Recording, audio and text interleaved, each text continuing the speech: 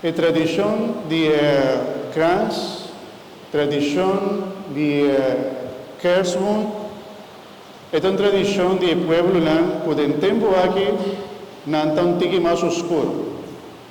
Não está tratando de tempo de, como chama, de winter, não? De inverno, não? E só está esconde hobby mais temprano, está sale um tique mais lado, não tem mais escuridade, tem mais frio. Mino sa di com ele está gosta vai Holanda tem tempo aqui. Mino está vai Holanda tem tempo aqui, não?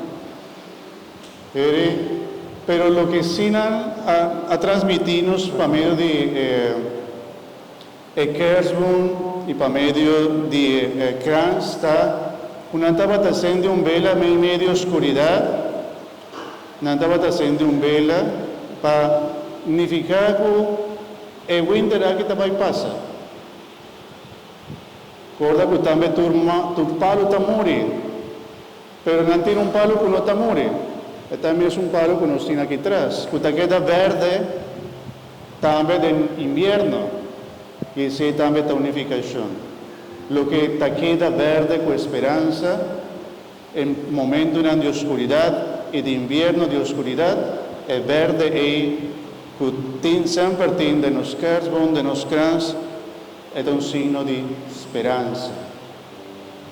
Es un signo de lo que nos está siempre verde, vivo. Ele nos estava dizendo vela aqui, é vela de alegria para a família aqui que vem junto conosco, que dá sempre gente de alegria e com qualquer situação difícil que por vir na vida, não tem sempre para meio de vela aqui alegria de Deus no coração. E me pediu minha irmã, agora nos estava dizendo vela aqui, para vos poner também alguma situação de vida que te tristeza de meu coração.